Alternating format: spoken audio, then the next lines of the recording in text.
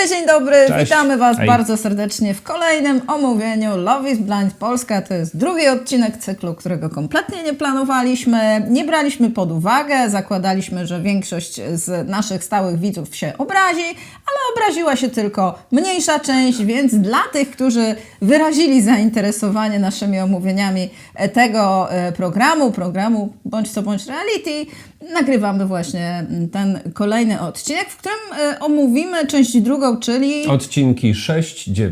Tak, bo... Najpierw było 5, Tak, teraz dokładnie. są 4 odcinki, czeka nas odcinek 1 za tydzień. Ja podejrzewam, że on może Śluby? trwać jakieś 1,5 godziny Może nawet. być długi, a potem Bywają będzie dłuższe. reunion, na które wszyscy, którzy znają ten cykl, pewnie czekają. To jest Ja czekam. Twoja ulubiona część. To jest zdecydowanie moja ulubiona No tak, część. bo to jest taka rewizja po jednym roku, co tam się pozmieniało. Mamy za sobą 4 emocjonujące odcinki. Naprawdę mnóstwo rzeczy się wydarzyło i co więcej, te wszystkie założenia, które sobie zrobiliśmy Przeleję sobie kawę.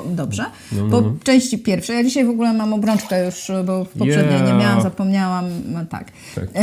Wszystkie te założenia, które zrobiliśmy w części pierwszej, zostały poddane rewizji, dlatego że bohaterowie wyjechali już z tych bardzo nietypowych okoliczności przyrody, czyli po pierwsze z tych szwedzkich kabin, bo to w ogóle w Szwecji jest kręcone, bo tam są te kabiny specjalne takie. Później byli w Grecji. Potem byli na Halkidiki, z tego tak. co wiem, bo już wiecie, oczywiście... W okolicach Saloników, tam tak, w okolicy, na północy. Tak. Już wszyscy wiedzą, gdzie to było, jakby zostały Wszyscy śledztwa znaleźli ten przeprowadzone. hotel, tak, absolutnie.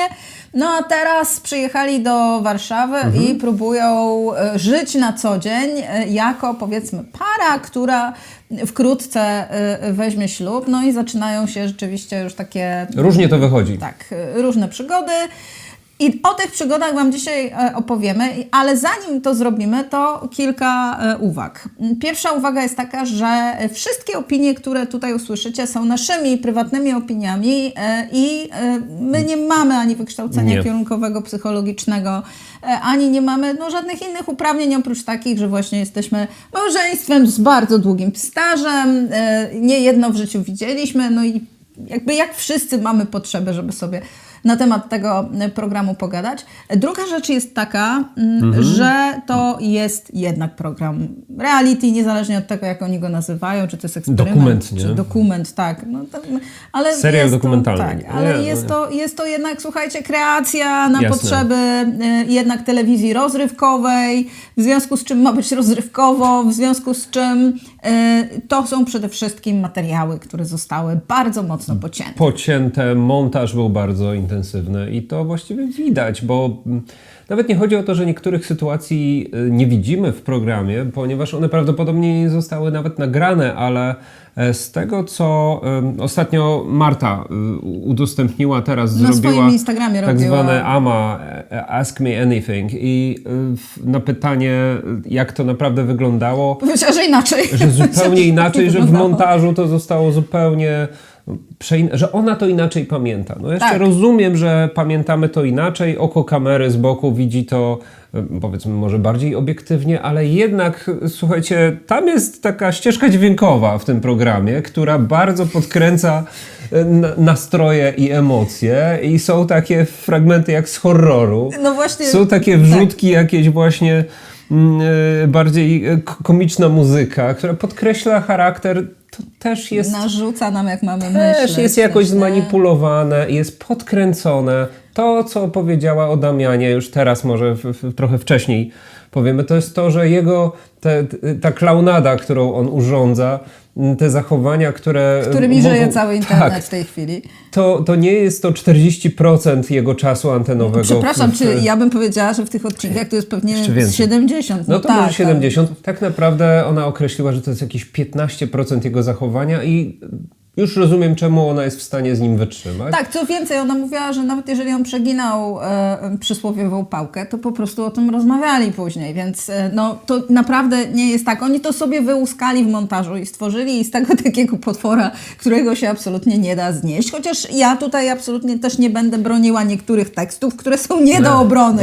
Tutaj były takie teksty. Ale dobra, ale do tego przejdziemy. przejdziemy. Jeszcze zanim zaczniemy, zanim zajmiemy się pierwszą parą jeszcze chciałbym wrócić do tego, że my nie oceniamy samych uczestników. My oceniamy ich zachowanie, decyzje, które podejmują. Właściwie komentujemy. Też staramy się nie oceniać, tylko w jakiś sposób spojrzeć na to z boku i coś tam przeanalizować. Przeanalizować, tak. Oczywiście przez pryzmat, słuchajcie, własnych doświadczeń. Jasne. I też pewnie własnych skrzywień poznawczych, bo każdy jakieś ma. Więc bierzcie na to poprawkę. No i jeszcze jedna rzecz, szanujemy się tutaj i szanujemy też osoby, które wzięły udział w tym programie, ponieważ ja wierzę naprawdę i chcę wierzyć do końca, że ich intencje były szczere i były pozytywne, że tam nikt nie chciał tak do końca, z tego co słyszałam, słuchajcie, a to są takie inside informacje, znowu anglicyzmy, ale dużo oglądam Love is Blind Polska, więc mam prawo. Tak. To są takie informacje powiedzmy zza kulis, że ten casting naprawdę był w taki sposób zrobiony, żeby jednak to nie były osoby, które tylko i wyłącznie chcą zostać influencerami i chcą po prostu fejmu i pieniędzy, tylko raczej były to osoby, które faktycznie poszukiwały kogoś, chciały wejść w tą relację ewentualnie i stanąć na tym ślubnym kobiercu, co jest takim dosyć radykalnym krokiem. Ja bym się chyba jednak nie zdecydowała. A i jeszcze zanim chciałam pokazać, że tutaj jest woda. Uwaga, wlewam. Ostentacyjnie wlewasz się, zachłapałam. Już wiemy o co chodzi z kieliszkami. Dzięki, że nas naprowadziliście na ten trop. Parę osób pisało i rzeczywiście macie absolutną rację. Montażysta. Ja jako montażysta na to nie wpadłem. To, że one nie są przezroczyste, służy temu, aby na montażu było łatwiej później nie po kolei montować różne sceny, żeby tutaj się zgadzały poziomy trunku, czy właściwie, żeby nie trzeba było się tym przejmować. Dobra. Co potwierdza naszą tezę o tym, że to jest całkowita jak po prostu kreacja, wiecie. Poplątane tam wszystko. Ktoś analizował na zegarze jakąś scenę, już nie pamiętam, ale właśnie z tej drugiej części. Był zegar? I tam był zegar i ten zegar się cofał po prostu. Cofał do przodu, cofał się, więc na tym tak polega się właśnie buduje. Montaż wideo i budowanie napięcia, budowanie emocji. Ale pewnych rzeczy nie oszukamy, natomiast wy, jeżeli chcecie być na bieżąco z treściami na naszym kanale, koniecznie nas subskrybujcie. Możecie też zostać naszymi patronami i patronkami na Patronite, ponieważ się też wspomagamy taką formą dodatkowego wsparcia ze strony naszej społeczności. A teraz możemy już chyba przejść do naszych wspaniałych par mężczyzn, kobiet i ich wzajemnych interakcji. Pierwsza para, którą się zajmiemy... Krzysztof i Malika, czyli ta para, która powiedzmy nie dotrwała do końca tej drugiej części, ale chciałam powiedzieć, że wygrałam, ale nie byłam jedyną osobą, która obstawiała, że tu się to zadzieje prędzej czy później, ta katastrofa, dlatego, że katastrofą w ogóle była ta relacja, tylko powiedzmy, może nie obstawialiśmy, że wydarzy się to w takim stylu, a wydarzyło się w stylu nie najlepszym. Na początku odcinka 6 Malika była zachwycona i mówiła, że wszystko super się układa. Tymczasem prorocze słowa w scenie składania mebla z Ikei padają takie oto słowa. Malika mówi: idę do śmietnika, a Krzysztof mówi: idę do domu. I ja w tym momencie zamurowało mnie, bo to są niestety prorocze słowa. Słuchajcie, pisaliście w komentarzach pod tym pierwszym naszym wideo na temat tej pierwszej części Love is Blind, że nie zwróciliśmy w ogóle uwagi na to, że Krzysztof jednak ma pewne problemy z komunikacją. No i jak tak sobie siadłam i zrobiłam rachunek sumienia, to faktycznie wyszło na to, że Krzysztof faktycznie ma problemy z komunikacją, że unika pewnych sytuacji takich konfrontacyjnych, że nie umie chyba jednak mówić wprost, a nawet jeżeli umie, to tego nie robi, po prostu nie komunikuje. W sytuacjach, kiedy miał zakomunikować, starał się jednak tego uniknąć. Tak było, choćby z Kingą w kabinach, gdzie nie powiedział jej wprost, że nie chce z nią kontynuować znajomości. Tylko do czego przejdziemy, bo później kontynuował. Tak. Tylko jej list napisał. Tak, przekazał jej list. Wiecie, ten list to jednak nie było tak, że powiedział jej wprost. On nawet nie musiał jej mówić tego twarzą w twarz, dlatego że siedzieli przez ścianę, nie? A tutaj napisał jej ten list. I później to wszystko, co się z Maliką dzieje, o czym ty mówisz, że ona była zachwycona. Mówiła w ogóle w tych testimonialach, że ja jestem przekonana, że ten ślub będzie, jest super, po prostu on nie słucha.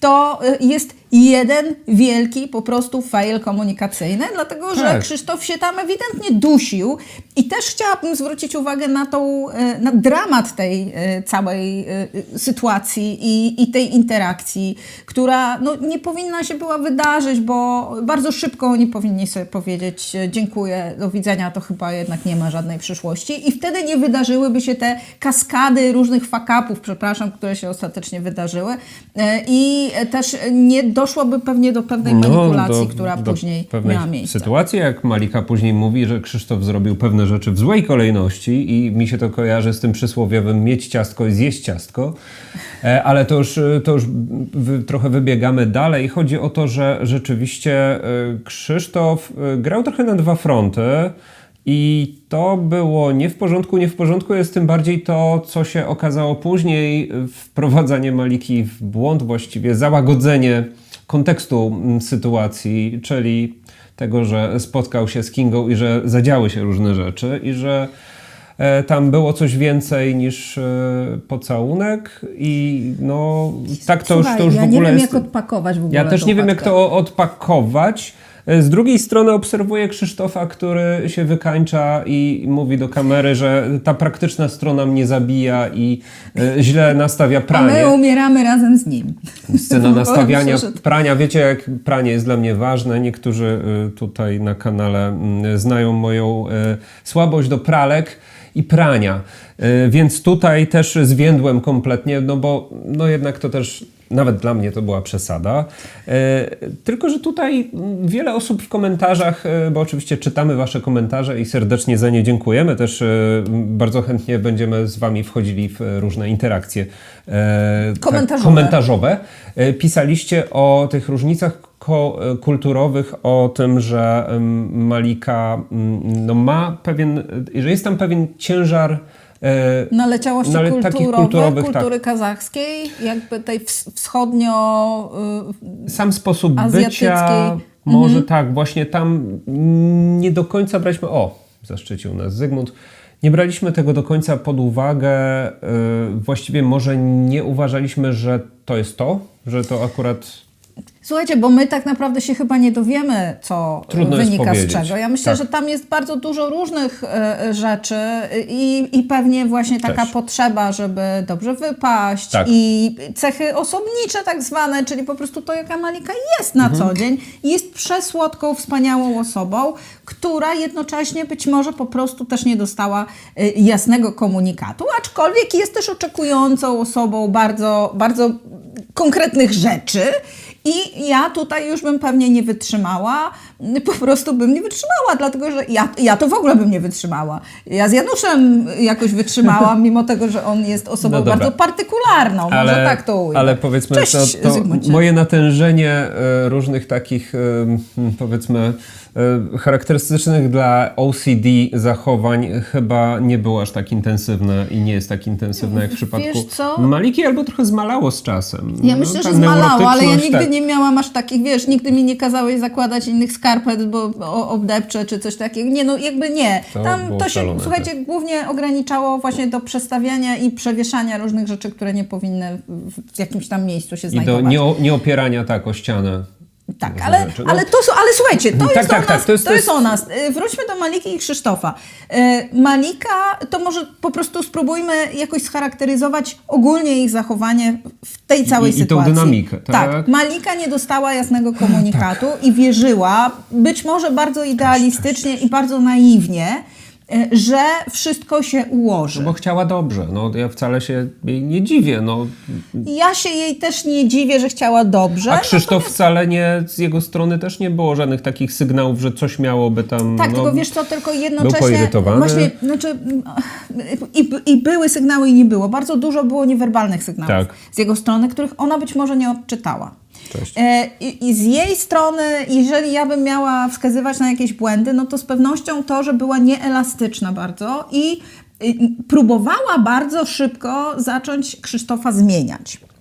bardzo szybko po prostu Scena narzuciła ubierania, tak? jakby... Tak, ale wiesz co, mówię, no to jest naturalne, że ludzie, którzy się poznają, też próbują się jakoś dopasować albo wpasować tego partnera, tą partnerkę w swoje ramki. I to się czasami udaje, czasami się nie udaje. No jak się nie udaje, to po prostu nie ma relacji. A tutaj Malika jakby chyba w ogóle nie myślała o tym, że ona powinna się jakoś dopasować do tego Krzysztofa, ona idzie... tylko jego dopasowywała na maksa do siebie. Trochę Malika szła na czołowe, prawda? Tak. Powiedziawszy, bo miałem wrażenie, Tak. że ona nie ma pewnego wyczucia. Tak? Jakby tego nie dostrzegała. Natomiast nie tłumaczy to absolutnie braku komunikacji. Tak. Ze strony Krzysztofa przede wszystkim, no bo Malika to przynajmniej komunikowała, że tam zrób to, weź to, tego tak nie rób, nie? No dobra, ale to była komunikacja też na nie tym poziomie, którego też Krzysztof wymagał. No wymagał, oczekiwał, a potem mu się udało osiągnąć efekt wow poprzez terapię szokową, czego w ogóle nie powinno być. To się w ogóle nie powinno w taki sposób wydarzyć, bo on powinien z nią usiąść i po prostu porozmawiać. No. I nie wiem, może rozmawiał, może znowu to gdzieś się zgubiło w montażu, może tego nie widzieliśmy. Nie wiem, co się zgubiło w montażu. To, co wynika z tego programu, moim zdaniem, ta cała sytuacja, która później się okazała z Kingą, to, że on miał jakiś przelot z Kingą i później wrócił, no bo nie wiem, jak to nawet nazwać, wrócił znowu do Maliki i rozbudził jej nadzieję, że będzie lepiej i sam opowiadał przed kamerą, że już teraz będzie super, a później znowu stracił cierpliwość, składając ten mebel i właśnie Malika mówi, że idzie do śmietnika, a on mówi, że idzie do domu.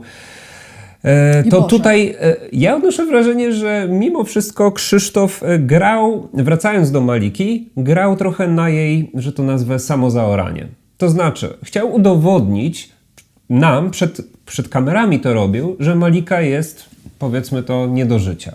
Że nie da się, że się, no patrzcie, wróciłem, że się starałem, że chciałem, a tutaj rozkładam ręce, nie, wychodzę, nie da się z nią porozumieć. I chciał nam to udowodnić w jakiś sposób, co było manipulacją też trochę, było nie fair wobec Maliki, było nie fair wobec Kingi ostatecznie też, bo nie wiadomo do końca, co powiedział Kindze, ona coś opowiadała o tym na tej imprezie. On jej powiedział bardzo konkretne rzeczy. I tam tak, rzeczywiście, jasny komunikat poszedł. Tak.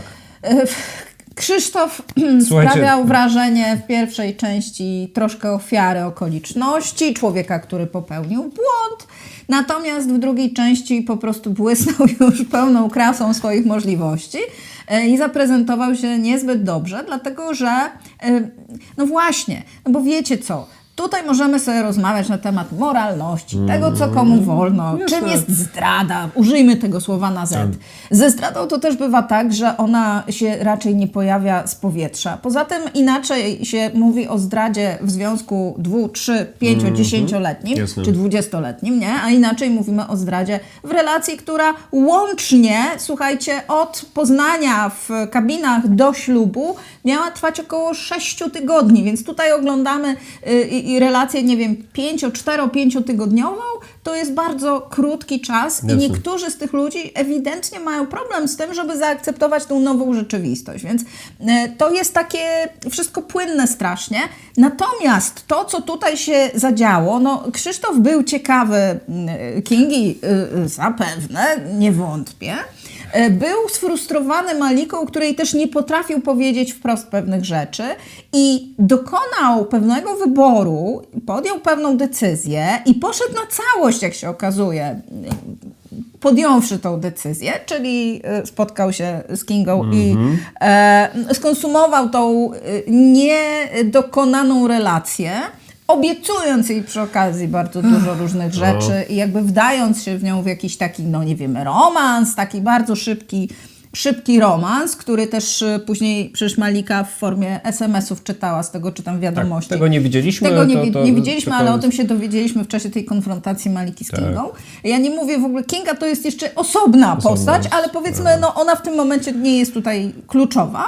Ona jest tylko zapalnikiem, jest katalizatorem, jest dowodem na to, że Krzysztof nie wiedział, co zrobić w tej sytuacji i wybrał absolutnie najgorszą drogę, ponieważ Nie dość, że się nie zdecydował, to jeszcze popełnił duży błąd, nie przyznał się w ogóle do tego dużego błędu. Zamiast zakończyć tą relację wcześniej, zamiast usiąść z Maliką porozmawiać, to próbował nią wstrząsnąć, ale znowu to jest manipulacja człowieka, który nie umie komunikować wprost. Ja właśnie się zastanawiałem, czy Kinga nie posłużyła mu do tego, żeby też wywołać jakieś emocje w Malice. Udało mu się, bo on był zachwycony, mówi, że zaczęliśmy rozmawiać zupełnie inaczej. No tak, ale zaczęli rozmawiać... Obudziłem w niej człowieka. Obudził, ale załóżmy, że jednak oni tam nie ma tej, powiedzmy, cichej kłótni, takiej pasywno-agresywnej, bierno-agresywnej kłótni nad mebelkami z Ikei. I oni na przykład decydują się zostać razem, a gdzieś tam w tle cały czas jest to, co on zrobił, czyli on jednak poszedł na tą całość z tą Kingą i ta sprawa prędzej czy później wyjdzie, wmieszając From, które omawiamy teraz na bieżąco, do omówienia Love is Blind. I jak powiedział Elgin, prawda zawsze wychodzi na jaw, więc jakby Krzysztof oglądał From, to by wiedział, jakby na bieżąco oglądał. Może to by ogląda, wiedział, nie. jak jest. Nie, bo to było chyba rok nie, temu, bo więc wtedy jeszcze nie było tego sezonu.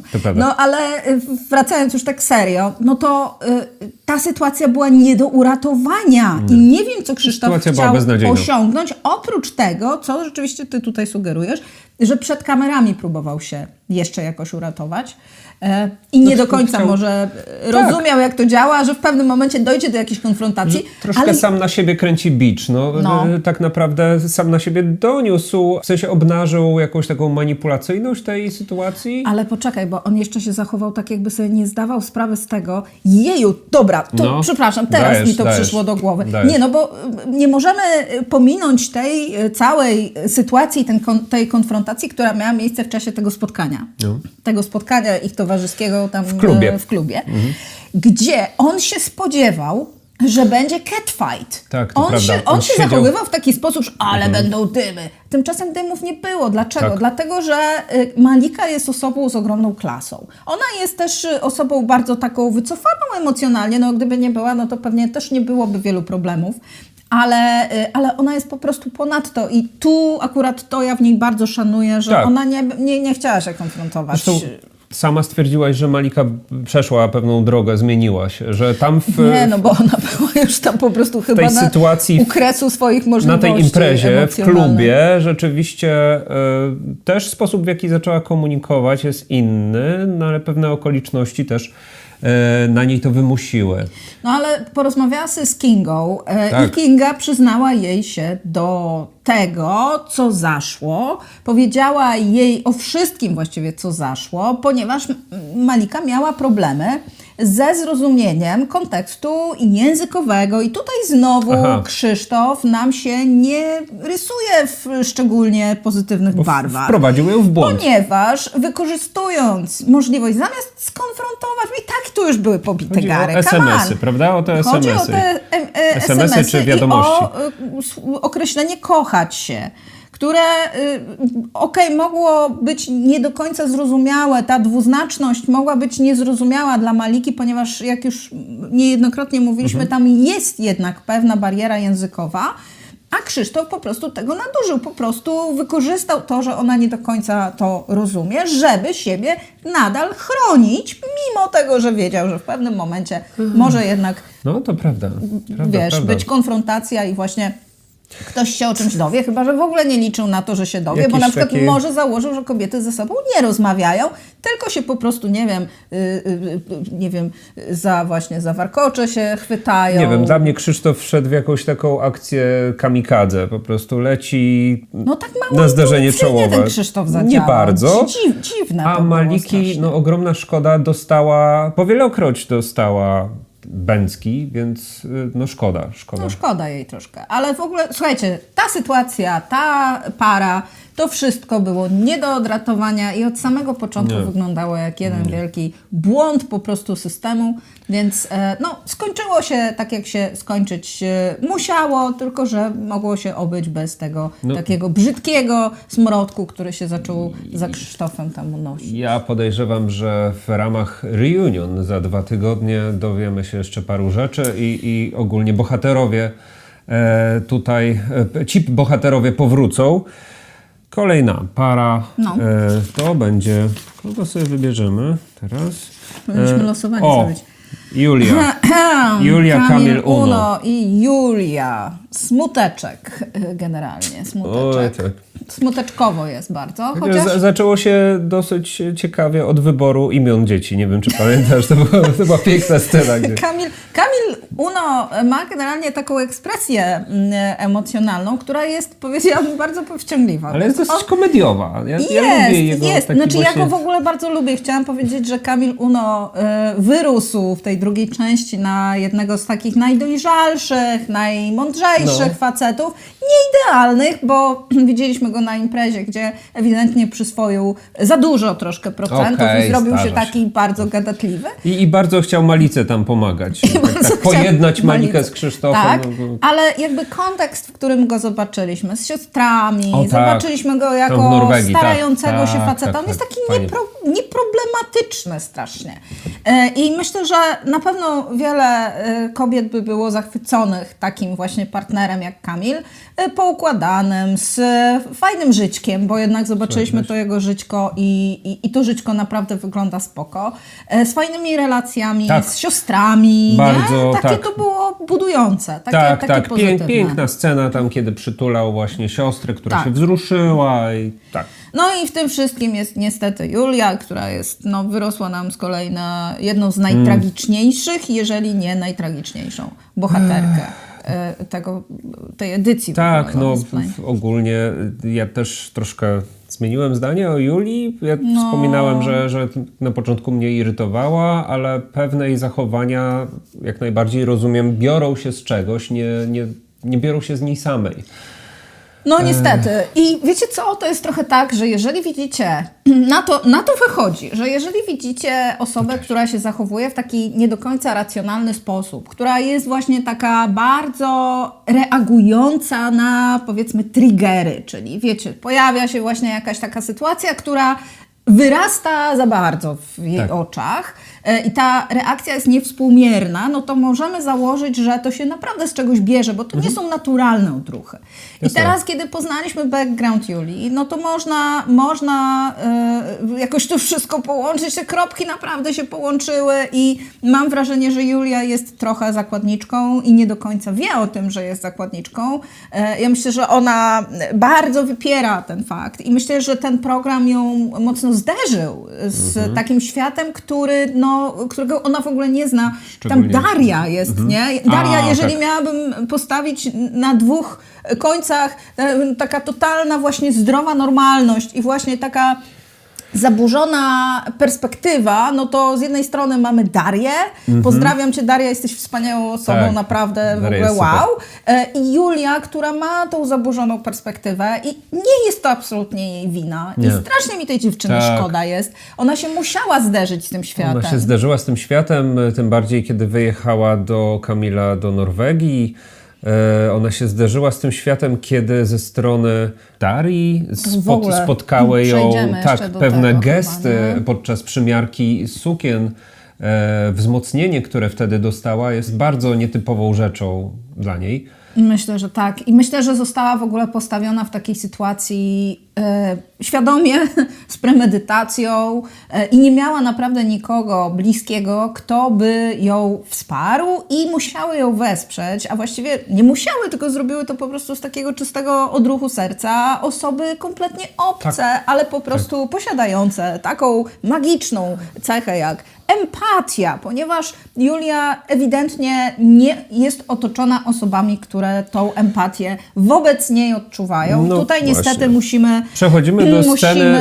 Obserwowałem Ciebie, kiedy oglądałaś tą scenę, w której Kamil Uno zapoznaje rodzinę Julii. Kaja siedziała tutaj na tej, bo to jest nasza kanapa do oglądania, tam jest telewizor za kamerą. I my się widzimy w tym telewizorze, nawet teraz. Jak mamy podgląd na siebie, bo nie ma żadnego operatora tam z tyłu, Niko. I Kaja siedziała tak po prostu. Ja nie mogłam, ja po prostu miałam taki cringe. W ogóle powiem Wam, że myśmy 2 razy widzieli tą drugą część. I pierwszy raz, jak oglądaliśmy, to było po prostu nieznośne. Tak dużo było właśnie takiego cringe'owania. Ale już za drugim razem zupełnie inaczej podchodziłam do niektórych sytuacji i wydawały mi się troszkę mniej właśnie takie emocjonalnie triggerujące, ale spotkanie Kamila i Julii z mamą, ciociami i przyjaciółkami, no to w ogóle był już totalny dramat. No wiesz, tego nie da się inaczej zinterpretować przy drugim, trzecim, czwartym oglądaniu. Tutaj interpretacja jest jednoznaczna i... To może zacznijmy od tego spotkania Tak. z Kamilem, gdzie on był po prostu w krzyżowym ogniu pytań. Ale to nie było tak, że wiecie, że mama przesłuchiwała, bo chciała się po prostu czegoś o tym chłopaku dowiedzieć. Mama już z góry założoną tezą po prostu szarżowała na tego chłopaka do tego stopnia, że on się poczuł naprawdę bardzo zaatakowany.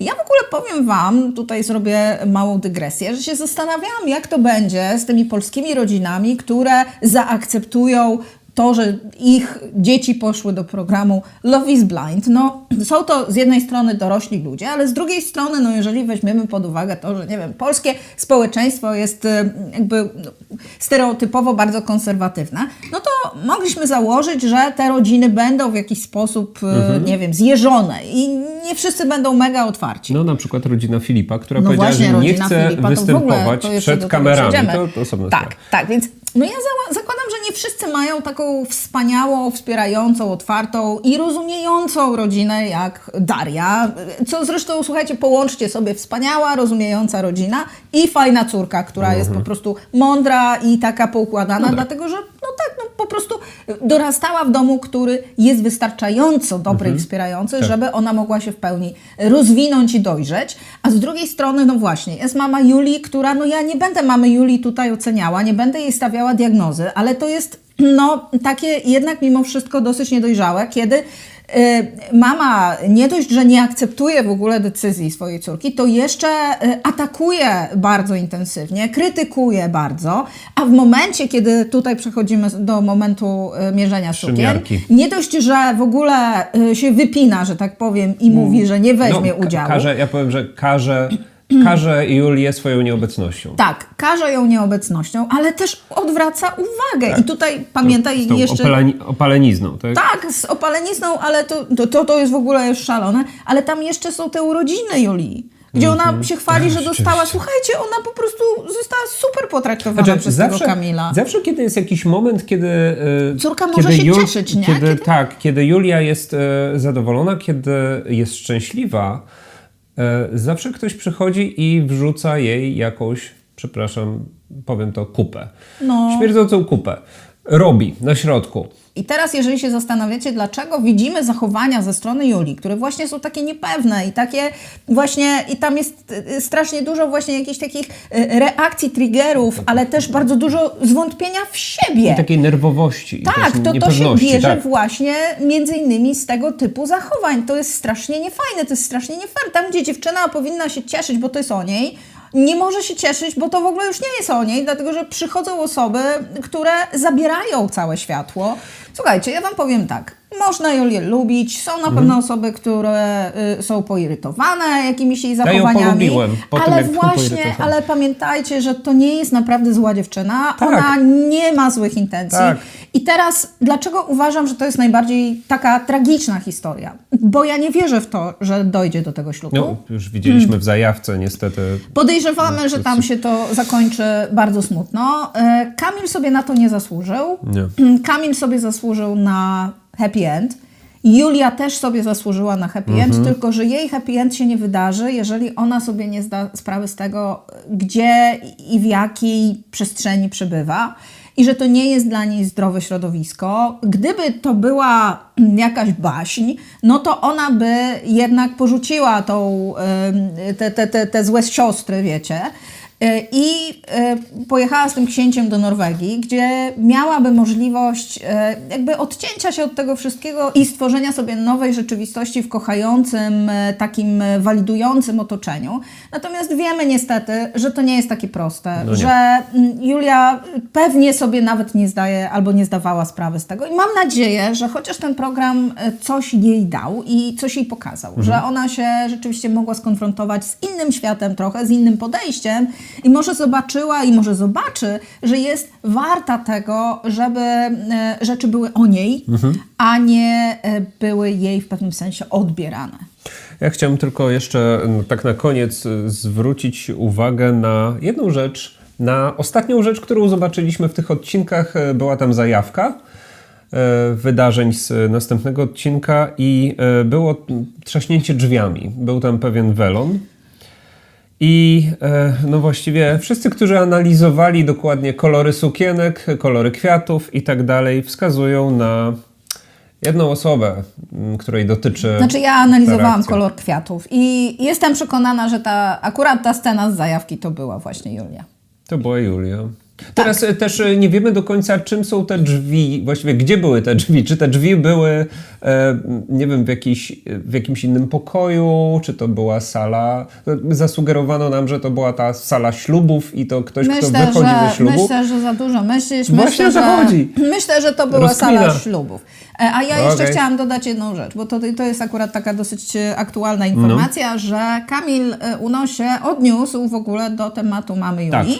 Tak. I bardzo ładnie się odniósł. W mediach społecznościowych. Tak, i bardzo ładnie się odniósł na Instagramie, napisał w taki dyplomatyczny sposób, że on po prostu zakłada, że to kamery wiele są w stanie przeinaczyć, że ludzie się przed kamerami inaczej zachowują, że mama na pewno nie chciała źle, ponieważ chciała chronić swoją córkę. I też bardzo szanuję to, co Kamil powiedział. Szanuję jego dyplomację, uważam, że to jest fajny chłopak, który, no mówię, no tam nikt nie jest idealny, bo w ogóle nikt nie jest idealny, więc nie oczekujmy cudów, który zasługuje na to, żeby mieć fajną dziewczynę, partnerkę, którą na pewno się zaopiekuje, ponieważ on po prostu taki jest. Okej, to teraz Filip i Daria.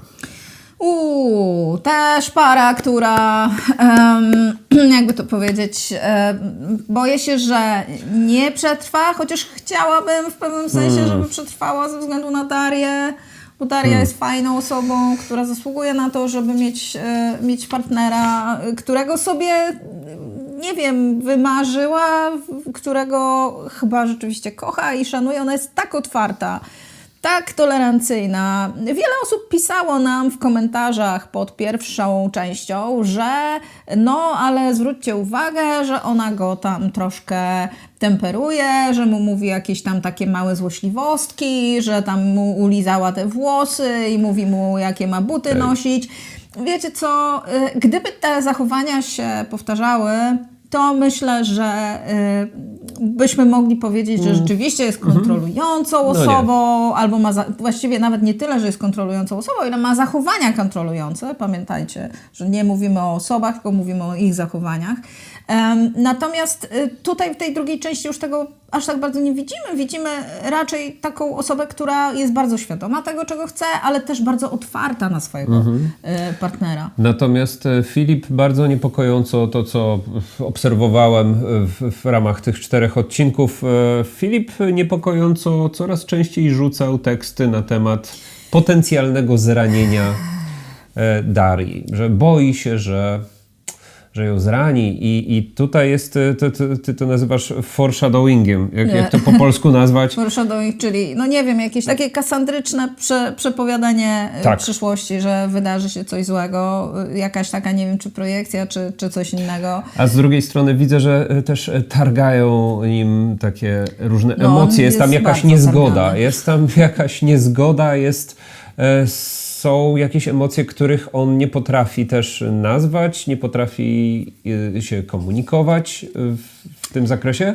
I tak jakby on nie do końca wiedział w ogóle, czego chce. Jakby się strasznie bał. Tak. Wiecie co? Powiem wam tak, bo Darię to można scharakteryzować właściwie jednym zdaniem. Jest to super babka, naprawdę wspaniała osoba, bardzo właśnie empatyczna, z dobrym wsparciem też. Ona ma po prostu dobrą siatkę wsparcia, nie? Ludzi obok siebie, którzy ją wspierają. Natomiast co? Wstępnie rysowali jej tatę jako takiego surowego troszkę, bo on tam stał. Ale tam oni w ogóle wyglądali tak, jakby tam się mieli rzucić na tego chłopaka. Jak to powiedział Filip, widząc tego jej tatę, że taki byczek, nie? Byczek. Była też rozmowa o fotowoltaice totalnie od czapy. Tam początkowo to widać było, że wiecie, napięcie jest i tak naprawdę nie za bardzo jest o czym pogadać, ale potem się ta atmosfera rozluźniła i było spoko. Tak jak nie wiedzieliśmy zbyt wiele o Darii, dowiedzieliśmy się dużo więcej na jej temat teraz. To o Filipie nie dowiedzieliśmy się praktycznie niczego No, nowego, oprócz tego, niewiele że się wiemy. boi. No, Oprócz pojawili tego, że się jacyś jego bracia bracia ostatecznie i koledzy. No, objawili się tuż przed ślubem. w ostatniej scenie prawie. Natomiast, no wiecie co, no, on ewidentnie, on już tam coś sugerował, już poprzednio na wakacjach sugerował, że jego rodzina nie jest za bardzo... Że się nie pojawią Tak. na I ślubie. teraz nie wiemy tak naprawdę, jaka jest przyczyna tego stanu rzeczy. Może to też wynikać z tego, że po prostu Filip narobił w życiu różnych rzeczy i oni na przykład nie chcą mieć z tym nic wspólnego, nie? Tak może być. O Filipie wiemy naprawdę bardzo, ale to bardzo mało, oprócz tego, że no, jest stewardem, dużo lata, ciągle go nie ma. To jest taka przestrzeń, którą można też interpretować bardzo wielorako, no bo, no nie wiem, no to też, wiecie, to różne można mieć Jasne. podejrzenia, że on ma tam, nie wiem, drugą rodzinę, drugi dom albo coś takiego. Nadal po prostu jest jakaś taka, nie wiem, no jakaś taka bariera. Ja go widziałam u tej rodziny Darii, no to wyglądało tak, jakby on strasznie chciał właśnie mieć to, co Daria. Tak. Chciał bardzo przynależeć, został bardzo ładnie potraktowany i nawet to było takie wzruszające, bo on jest takim gościem, który ma bardzo dużo rzeczy na twarzy wypisanych, tam wszystko widać. Od razu wszystko widać, nie? Ale i zakładam, że on rzeczywiście szczerze reagował wtedy i jakby też się poczuł trochę chyba z jednej strony super, ale z drugiej strony być może to go trochę też przytłoczyło, dlatego że no właśnie pojawiło się bardzo dużo jakichś takich jego testimoniali, które sugerują, że on w ogóle nie wie, co zrobić. Tak, że on się waha. I ja odnoszę takie wrażenie, że on im jest lepiej z tą Darią, bo oni mają chyba bardzo fajny układ, oprócz tego, że tam no, on zmęczony, coś tam lata. No tam były i tak takie dalej. momenty. No ale to jest życie, wiecie, no po prostu życie, nie? Takie różne bardziej emocjonalne rozmowy No, ale tam były w restauracji, rozmowy, ale były rozmowy, rozmowy, jak tak, oni się była komunikują, to jest komunikacja. naprawdę spoko. Bardzo szanuję Darię za to, że właśnie ona jasno komunikuje rzeczy. Ale mam takie wrażenie, że im bardziej to się staje realne, im bardziej on się, nie wiem, do tej Darii przywiązuje, im bardziej tym więcej lęku w nim to tym bardziej jest wzbudza. przerażony, ponieważ Tak. i tak wie, co zrobi.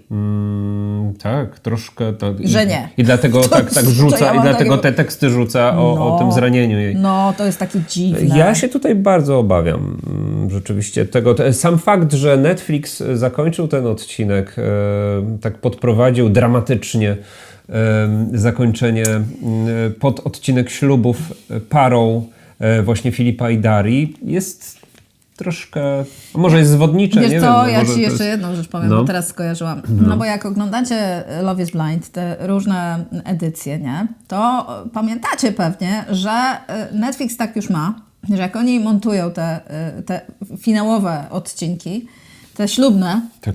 to zawsze para, która powie sobie tak, jest na końcu. A na początku są te pary najczęściej, które sobie nie powiedzą tak. Więc jeżeli miałabym stawiać na coś, to myślę, że tutaj będziemy mieli nie, ale niekoniecznie będziemy mieli ostateczne rozstanie, bo to... Podejrzewasz, że... Bo Filip wielokrotnie tam przebąkiwał coś na temat tego, że on potrzebuje czasu. Tak, że to jest dla niego za to jest szybko, Ale wiecie za co, ja to w krótko. sumie rozumiem. Nie, no Ja to poniekąd rozumiem, tak, no bo hello, to jest 6 tygodni. Jeżeli człowiek naprawdę potrzebuje więcej czasu, ale nie chce... No bo kurde, 6 tygodni budujesz tą relację. Poznajesz osobę, która cię jakoś tam przekonuje, nie? Że wszystko jest super, ale kurde, czy ty już naprawdę lecisz od razu Słuchaj, przed ten ołtarz? Zawsze można się dogadać i powiedzieć, słuchaj, zróbmy show. Netflix stawia nam tutaj taki ślub, tak, ale ślub który... Zróbmy taką dramę, Ale, a i takie... Później Ale będziemy słuchaj, kontynuować związek. Ile myśmy byli w związku, zanim się pobraliśmy? Zanim wzięliśmy ślub?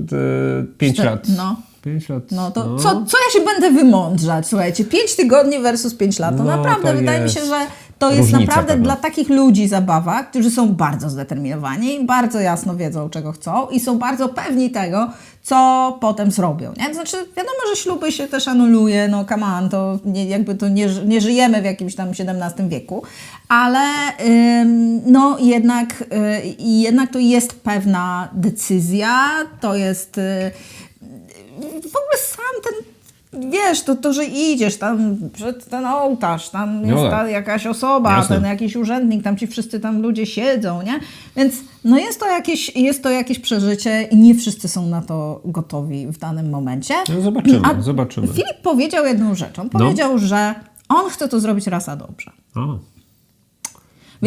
Więc może coś w tym jest. No dobra, to my też tak będziemy robili jak Netflix i będziemy sobie tą parę, która ma największe szanse na powiedzenie sobie tak przed ołtarzem na końcu omawiać, a teraz Tydzień temu też tak zrobiliśmy. Tak? Też już wiedzieliśmy, możliwe, że tak. No to jest ta sama kolejność prawie. Mniej więcej, tak. Mniej więcej. No dobra.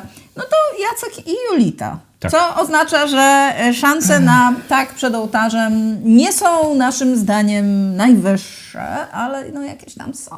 No, wszystko zależy od determinacji. Ich jest w ogóle trudno przeczytać. Au stało się memem. Przyznaję, że już zaczęło drażnić w pewnym momencie. To jakby coś kogoś bolało, tak? Tak. No ale tam jest jeszcze nice i jest jeszcze i jest jeszcze to. Ja już nie wiem, bo znowu nie oceniając, to mogą być, bo Jacek jest osobą, która ewidentnie też poświęca dużo czasu na jakiś taki aktywizm na temat ADHD w czasie w tej edycji Love is Blind. Rozumiemy. No i my to bardzo rozumiemy dobrze, dlatego że no jakby ADHD rzecz znajoma, bliska i na przykład jako osoba neuroatypowa Jacek może mieć na przykład stimy i echolalia. Echolalia są zresztą częścią stimów, echolalia są związane po prostu z różnego rodzaju dźwiękami, które powtarzamy, więc to jego au i jakieś takie inne rzeczy mogą być po prostu częścią jego neuroatypowego takiego vocabulary, znowu powiedziałam po angielsku, czyli czego? Czyli słownika. Środki wyrazu. Jego środki wyrazu. Więc ja nie będę się aż tak strasznie do tego czepiać. Absolutnie cały internet to podłapał, już wszyscy mówią au. Natomiast no mówię, no to mogą być naprawdę i stimy, i echolalia, i jakaś powtarzalność, która tam gdzieś jest. Absolutnie, jak najbardziej. Kupuję to i nie będę o tym mówić. Będę mówić o innych rzeczach, które mnie w Jacka zachowaniu trochę niepokoją, ponieważ mimo tego, że czytałam, potem czasami zaglądam trochę na fora internetowe, jak ludzie reagują i mam wrażenie, że wiele osób Jacka zaczęło właśnie tak jakby pozytywniej czytać, bo on nie do końca jednak w tej pierwszej części nam się zaprezentował jako szarmancki dżentelmen. Finalnie tam wiele można było mu zarzucić, zarzucić jego zachowaniu. I teraz wiele osób twierdzi, że on się zrehabilitował, a ja właśnie nie do końca mam pewność, czy tak jest. No właśnie.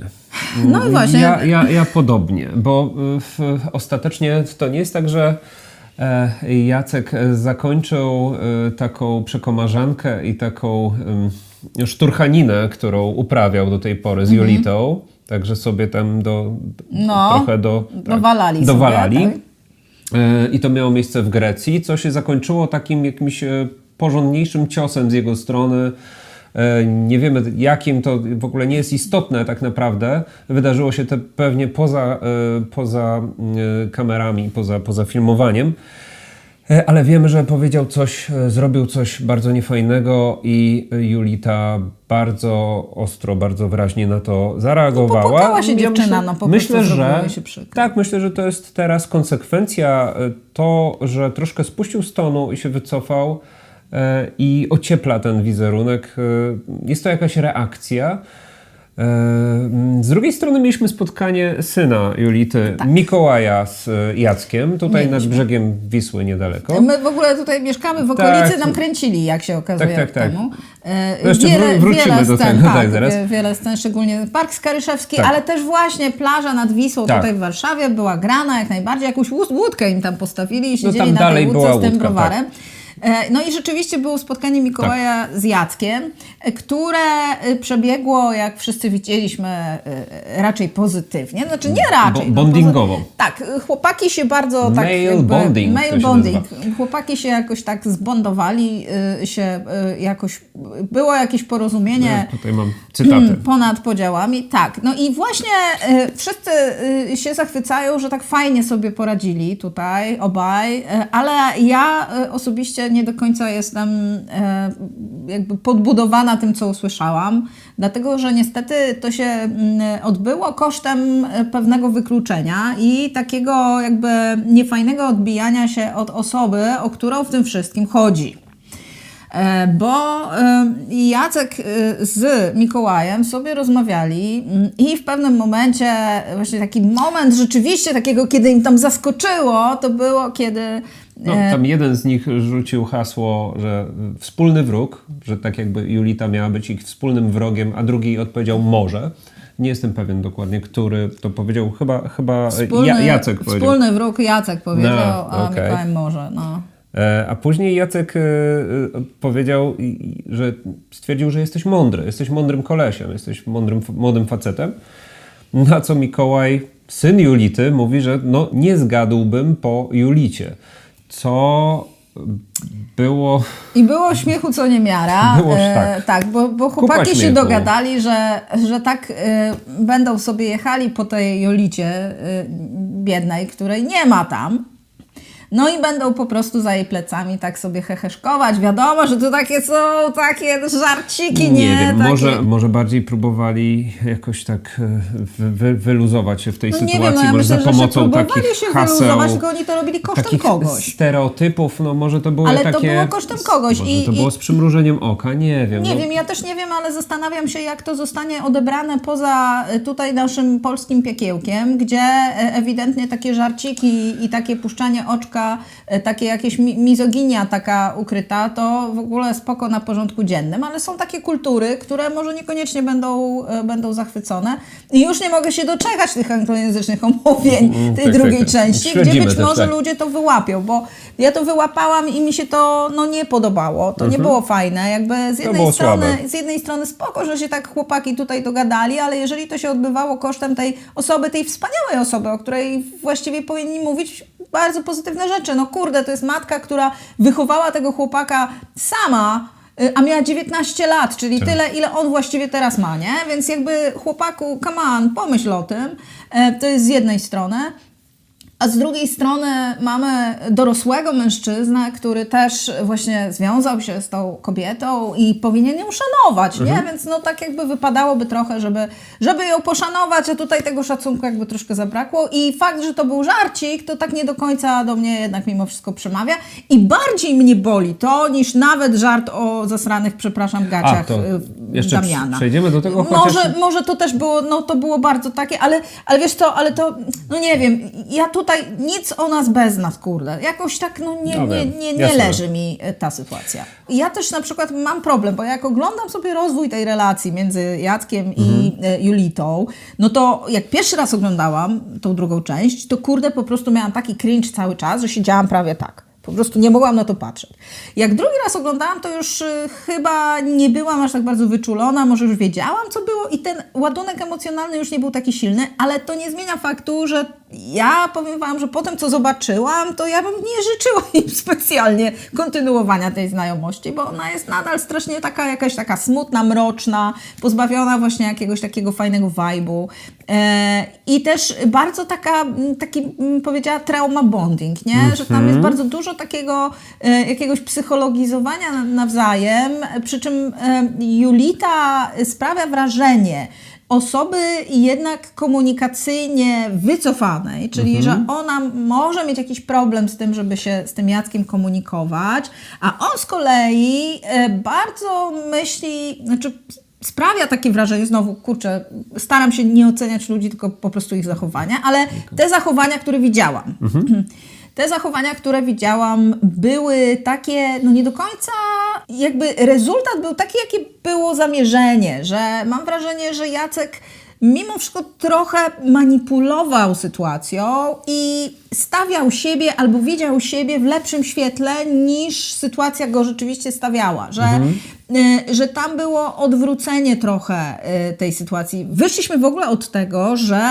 oni byli na tych wakacjach i on jej powiedział coś niemiłego, ale gdzieś w pewnym momencie, słuchajcie, na początku tej drugiej części, to Julita go przeprasza. Tak, przeprasza za to, że reaguje tak na jego, na takie dosyć chamskie zachowanie, które miało miejsce w Grecji, nazwijmy to. Której nam nawet nie pokazano, bo być może była trochę za bardzo po bandzie, nie?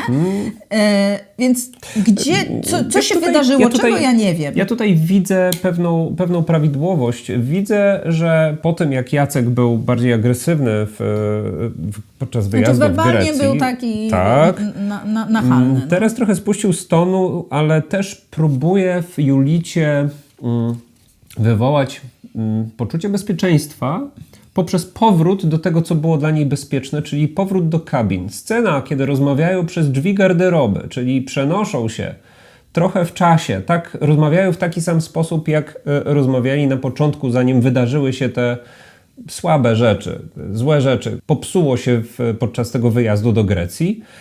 Jest też taką formą manipulacji. No, to jest ciekawe, bo to jest takie regresujące. Regresujące jak najbardziej. Z drugiej strony to jest na pewno jakiś lifehack. Jeżeli macie problem z komunikowaniem się wprost, no to rzeczywiście to może jakoś pomóc i to na pewno pomogło i to na pewno była jakaś taka właśnie forma dotarcia do osoby, która może faktycznie być zamknięta w sobie. Ja absolutnie nie wykluczam tego, że ze strony Julity nie ma woli, żeby pewne rzeczy mówić. Z kolei Jacek być może rzeczywiście komunikuje bardzo dużo i tego też nie widzimy w programie. Ja tego nie widziałam w tym montażu, tego tam nie ma, więc nie wiem, czego nam nie pokazali.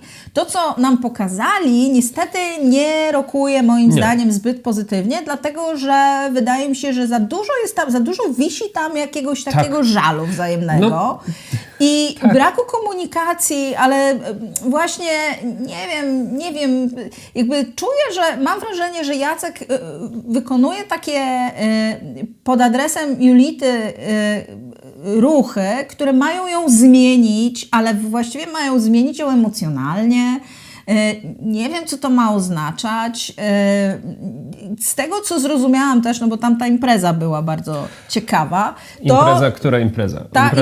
Przepraszam, to już nie była ta impreza, to był Wieczór Panieński, no gdzie Julita się otworzyła, już przejdźmy do tego może, gdzie Julita się otworzyła i przyznała, że tam intymność nie bardzo, nie bangla. W sensie, jak już jest, to jest super. Natomiast jej nie ma, ponieważ Jacek oznajmił jej, że on nie chce, żeby w jego nowej relacji było tak, jak w jego poprzednich relacjach. Tak, że kwestie fizyczne są najważniejsze. Ale chciałabym się dowiedzieć w ogóle, o co chodzi. Jeżeli się wchodzi w nową relację z jakimiś założeniami, jakby to był jakiś projekt, a nie druga osoba i jakaś dynamika, która się w sposób naturalny ma stworzyć, no to gdzie jest ta naturalna, właśnie ten naturalny proces versus jakiś plan, który został tam ukuty w głowie osoby, która stwierdziła, że teraz już jakoś tam nie będzie. To jest pierwsza rzecz. Druga rzecz jest taka, znacie się ludzie 6 tygodni. No, proszę was, no jakby rozumiem, że im dłużej się jest w związku, tym jakby to wszystko się takie staje bardziej powszednie i powiedzmy to nie jest już główny temat życia i funkcjonowania wspólnego. Natomiast 6 tygodni to powinno być naturalne, jakby to jest przecież naturalne, więc samo docieranie się jakby w sensie takim, wiecie, no po prostu związkowym, żeby zobaczyć tą dynamikę, nie? A tu jest zaciąganie jakiegoś hamulca na siłę, po prostu wbrew, jak się okazuje, intencji i woli jednej strony zainteresowanej. Tam jest taka smutna scena z wanną. Nie? Tak, ojej, to stwierdzenie, że on się tam... Ona wspomina, że w Grecji sobie tam siedzieli w tej wannie. No widzieliśmy tą scenę w wannie, została sfilmowana nawet i nam pokazana, nie? Więc ona chyba tam coś sugeruje, a on w ogóle olewa temat i jakby to wszystko jest takie spłaszczone, idą dalej. Nie, on po stwierdza, temacie, że sam, ta wanna świetnie pasuje, kiedy sam tam kiedy z niej korzysta, więc tak. No tutaj, jeśli chodzi o tą regulację, no wiemy, czym jest regulacja bliskością i intymnością i mi tutaj mam ogromny red flag, jeśli chodzi o Jacka chciałbym też tutaj zacytować, co zanotowałem w czasie oglądania ich jednej z wielu rozmów, pod koniec już tych ostatnich odcinków napisałem, że Jacek właściwie nie rozmawia z Julitą i jej nie słucha. On ustala i narzuca z góry reguły, do których ona powinna się dostosować. Mówi, że zrobiliśmy coś dla ciebie, posłuchaliśmy ciebie, twojej strony, a teraz na drugą nóżkę moja wersja. Ja też przypominam I sobie... ma być tak, jak mówię. Słuchaj, ja przepraszam, bo próbuję ci się wciąć. Ja też sobie przypominam tą jedną taką rozmowę, która trochę mną, przyznaję, wstrząsnęła, gdzie oni siedzieli i rzekomo mieli sobie zacząć mówić rzeczy, bo dla Jacka komunikacja jest taka kluczowa. I Julita zaczęła rzeczywiście komunikować rzeczy, a Jacek reagował w sposób bardzo taki, powiedziałam, jakby go to triggerowało. Każda rzecz, którą ona powiedziała, a właściwie każda mina, każde słowo było potencjalnie triggerujące.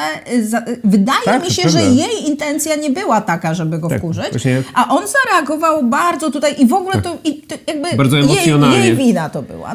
Nie wiem, ona Państwa. Tak, ona próbowała załagodzić tą sytuację, próbowała podejść do tego... Ona chyba chciała po prostu powiedzieć, jak się czuje i tutaj było źle. Więc słuchajcie, dobrze było wtedy tylko, kiedy Jacek był przygotowany na rozmowę i przychodził i właśnie ogłaszał, że teraz będziemy rozmawiali tam, nie wiem, przez drzwi od garderoby. Więc ja tutaj nie widzę niestety takiej obopólnej woli komunikacji partnerskiej. Widzę dosyć dużo niestety takiego bardzo subtelnego narzucania kierunku. Tak jakby Jacek bardzo delikatnie próbował skierować Julitę na tą drogę, którą on chce, żeby ona szła. Jakby cały czas gdzieś tak, to jest bardzo subtelne. To niestety, przykro mi to mówić, bo jak mówię, są te momenty, kiedy ja ich widzę i oni fajnie razem jakby wyglądają i to była jedna z moich ulubionych par z pierwszej części i chcę myśleć, że nie ma złej woli z żadnej ze stron. Jacek jest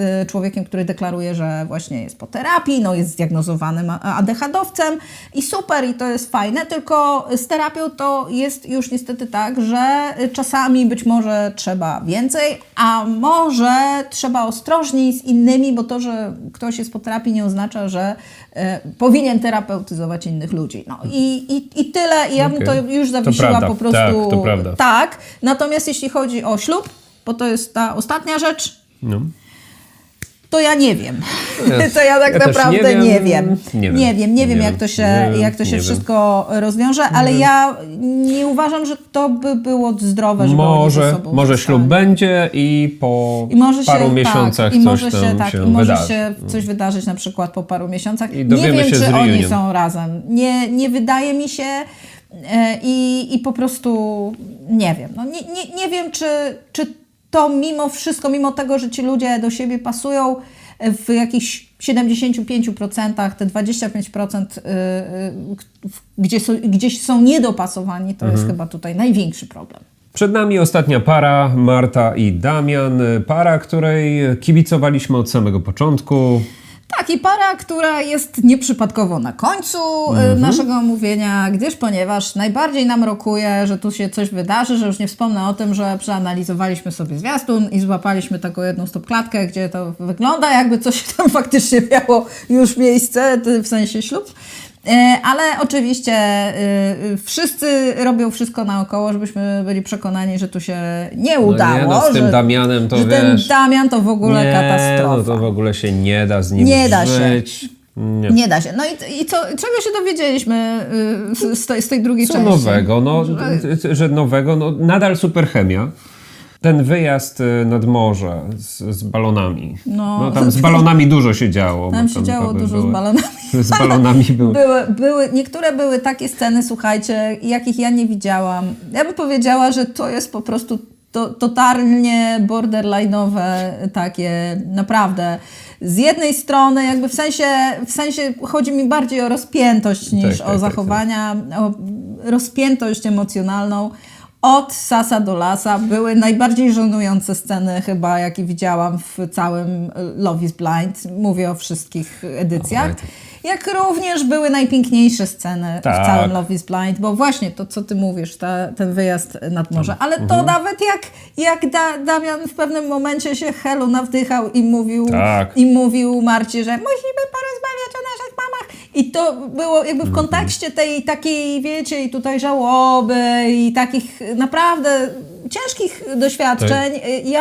Mnie to rozwaliło, bo to przebijanie jest baloników. Tak, bo to jest mój humor. No, jakby tu akurat mój. Ten o majtkach nie mój zupełnie, ale tamten to był mój, także dziękuję ten o majtkach mi się podobał, nie podobało mi się, że to było skierowane do Marty, że to chodziło niby o jej majtki.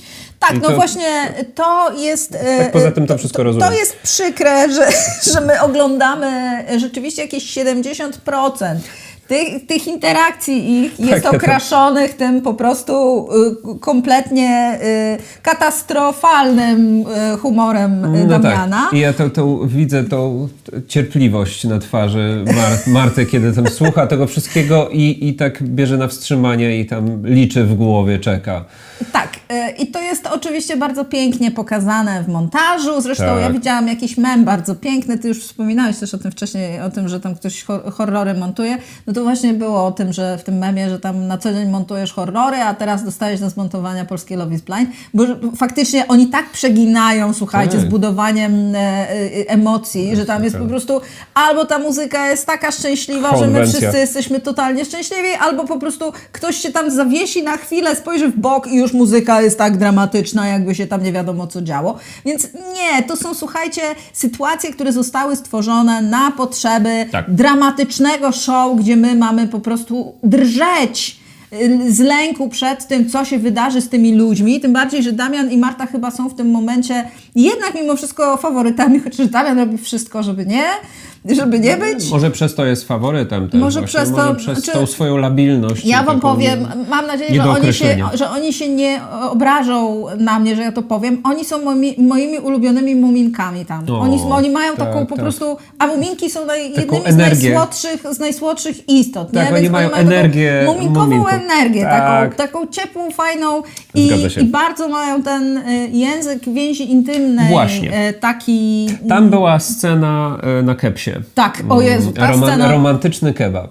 Romantyczny kebab, który można oczywiście interpretować wielorako, I tam w pewnym momencie padło hasło pozdro dla kumatych. Była wymiana zdań, coś sobie powiedzieli, czego my zupełnie No i właśnie tak. nie jesteśmy w stanie zrozumieć.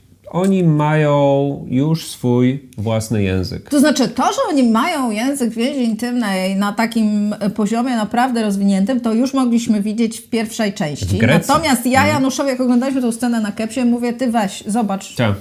Ja mówię Januszowi, patera, co oni sobie będą mówić, jak oni teraz będą do siebie mówili. I oni mają taki język więzi intymnej w tej scenie, że my już nie rozumiemy.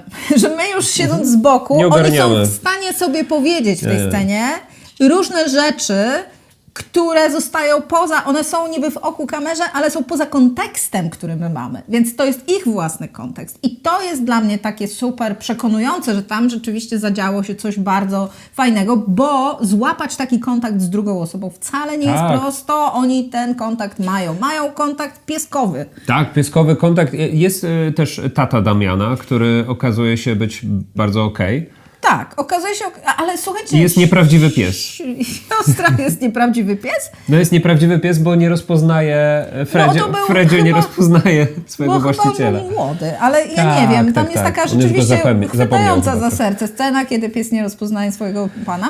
No ale oczywiście powiedziałam to ironicznie, bo z tego co rozumiem później pies sobie już przypomniał. Nie, no jasne. Słuchajcie, to jak oni tam próbują w tym montażu, tam ta cała ekipa, która nad tym pracowała, sprawić, że my się będziemy martwić, że to się wszystko zaraz rozpadnie. Tiramisu. O, tak. Inba z tiramisu, która tak naprawdę nie była inbą. No. Inba z ogonkiem, tam jak skakali Tak, z tym... że się pokłócili o ogonek. Że się pokłócili o ogonek, to już widzieliśmy w zwiastunie, to już było, że naprawdę po prostu trouble in paradise, znowu powiedziałam po angielsku, kłopoty w raju, to się na pewno nie uda. No dobra, a sekwencja zapoznawania się piesków, gdzie Marta mówiła do kamery, że pozamiatane, jeżeli pieski się nie dogadają, to... Słuchajcie, Skaryszak stoi, więc tam się nic nie wydarzyło dramatycznego, bo my jesteśmy niedaleko Skaryszaka i nawet oglądaliśmy wczoraj to miejsce, gdzie oni to nagrywają. Śladami Marty i Damiana i piesków. Tak, i robiliśmy. piesków. Ja znam te wszystkie tam drzewa i krzaki, mam wdrukowane w pamięć, więc tak, wiedziałem, gdzie to kręcą. Te pieski, które zostały zapoznane, no to powiem wam, że to jest ze wszystkich tych par, które tam próbują jakoś sztucznie połączyć swoje życia, no to ta dwójka robi to najbardziej przekonująco i w najbardziej taki naturalny sposób. Jakby im to po prostu przychodzi naturalnie. Tak. No ale było też spotkanie Marty i MP. No też było. dosyć mocne spotkanie, które wywołało w niej bardzo dużo emocji, natomiast w Damianie wywołało jakiś rodzaj agitacji, bym powiedział, bo on się zerwał z miejsca i zaczął robić tam jakieś swoje wygłupy, tam przypinał. Małpować, on mówił o małpowaniu. Tak. Przypinał różne rzeczy różnym osobom, nie wiedział po co, nie potrafił tego wytłumaczyć, ale bardzo... Powiedział, że idzie trollować. Tak, trollował. Trollował. Zwracał na siebie uwagę, natomiast później okazało się, że to nie było dla niego, no chyba nie było to dla niego problemem jednak.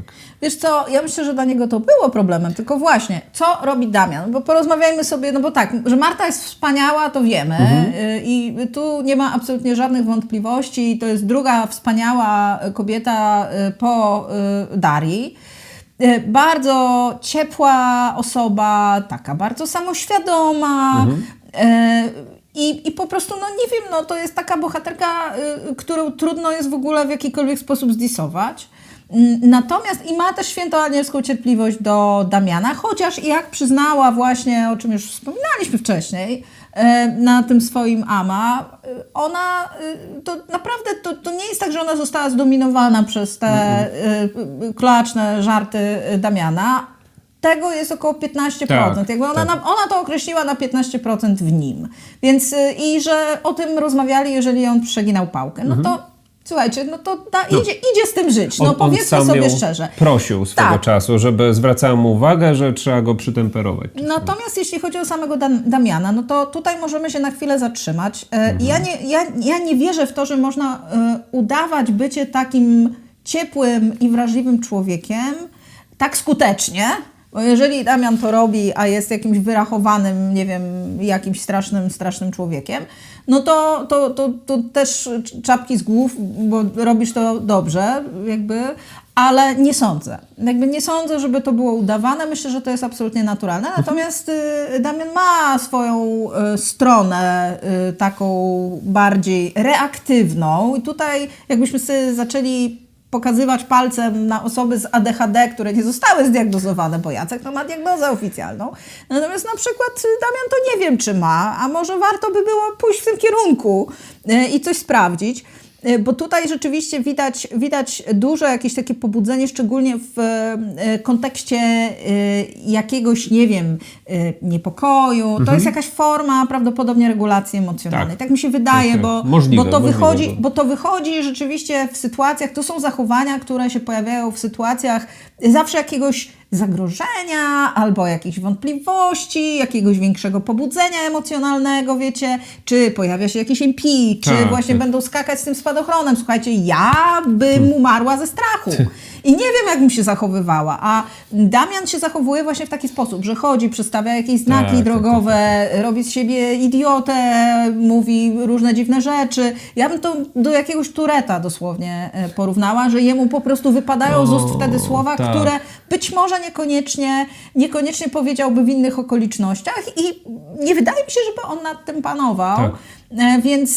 Więc no, dlatego mimo wszystko, mimo tych wszystkich rzeczy, które on wypowiedział, które z siebie wydalił paszczą w czasie tego programu, tego co widzieliśmy, co zostało też bardzo z dużą premedytacją wmontowane przez montażystów programu, to mimo wszystko ja uważam, że Damian jest spoko ziomek, naprawdę. Tak, ja się z tobą zgadzam. Mimo, że nazwałam go Muminkiem. Chciałbym tylko zwrócić jeszcze na jedną rzecz uwagę, tak na koniec. Siostra Damiana była obecna podczas przymiarki sukni Marty, co jest takim ewenementem, bo to nie osoba z rodziny Marty tam była, tylko... Tak, tylko siostra Damiana, więc to jest, słuchajcie, to jest właśnie to, że i pieski, nie? I jakby i tutaj rodzina, i coś, i jakby to się wszystko tak zaczęło jakby ładnie mieszać, w taki naturalny sposób się zaczęło mieszać, bo jakbyśmy na przykład popatrzyli na Kamila, Uno i Julię, no to tu się za bardzo nie bardzo się chce mieszać, nie? No to nam rokuje. Tak, więc tutaj to rokuje i ja nie wiem, co się wydarzyło. Oczywiście, że już są śledztwa prowadzone, a oni nie mogą nic powiedzieć. No nie, tutaj absolutnie nic nie wiemy. Są też plotki, które krążą na temat jakichś rzekomych osób, które coś tam zrobiły albo czegoś nie zrobiły. Ja to wszystko dzielę przez 10, dlatego że w takich sytuacjach, słuchajcie, plotki narastają. Ja sama widzę, jak na forach plotki się po prostu zaczynają zapętlać, więc staram się w ogóle na to nie zwracać uwagi. My wychodzimy z założenia, że wszystkie te osoby, które wzięły udział w tym programie, zrobiły to z dobrej woli, i zrobiły to niezłośliwie i nie po to, żeby komuś zrobić krzywdę, ani zrobić krzywdę sobie, bo pamiętajcie, że jednak to jest program, który obnaża, on jest bardzo specyficzny. To nie jest Love Island, naprawdę. To tutaj w grę wchodzą prawdziwe emocje, niezależnie od tego, jak bardzo to jest wyreżyserowane, w tym sensie, że oglądamy to, nie? Takie później pocięte i poskładane i że później pewnie zobaczymy dopiero w tych, jak już NDA zajdą. Co się będzie działo. Tak, po tym reunion to wtedy będziemy mogli więcej poznać szczegółów na temat tego, jak to naprawdę wyglądało, ale nie będziemy nikogo hejtować. Myślę, że mamy naprawdę bardzo ciekawą edycję. Bardzo ciekawa edycja, która, tak już przechodząc, bo już do podsumowania i zakończenia, tak, do sfinalizowania tego naszego omówienia, to ja sobie tutaj zanotowałem, że polskie Love is Blind poszło szeroko. Bo jest na tyle uniwersalne, że zainteresowali się tym nawet komentatorzy, właśnie jakieś kanały, komentary z zagranicy. No najlepsze jest po prostu oglądanie tych jakichś nagrywek, jakichś anglojęzycznych, gdzie te biedne osoby próbują wypowiadać polskie imiona. Jak mówią na Jacka, tam... Nie wiem. Jakek. Także jest Jakek, różni są naprawdę, więc słuchajcie, jak nas widzą, tak nas później oceniają na świecie. To jest naprawdę niezła edycja. Ja ją bardzo dobra edycja. Do brytyjskiej. Tak. Brytyjska zawsze miała w sobie mieszankę i rozrywki, i takiego prawdziwego jakiegoś ludzkiego kontaktu. I tutaj też mi się wydaje, że jest i jedno, i drugie, i różni ludzie, którzy... którym ja wszystkim naprawdę życzę jak najlepiej. I chciałabym, żeby nawet jeżeli im nie wyjdzie teraz, a dowiemy się za tydzień, jak im wyszło, to mam nadzieję, że im wyjdzie później. I tym samym kończymy właśnie nasze omówienie. Zamykamy omówienie. W tym tygodniu, za tydzień pojawimy się chyba z krótszym odcinkiem. Bo będzie krótszy odcinek, nie? Będziemy po prostu przeżywali te śluby. Chyba, że to będzie 4-godzinny odcinek, ja nie wiem, nie. Nie, raczej wątpię. A potem to już wiecie, tylko reunion, czyli najlepszy odcinek ze wszystkich. Czyli ploteczki. Subujcie, lajkujcie i widzimy się w kolejnym omówieniu. Hej.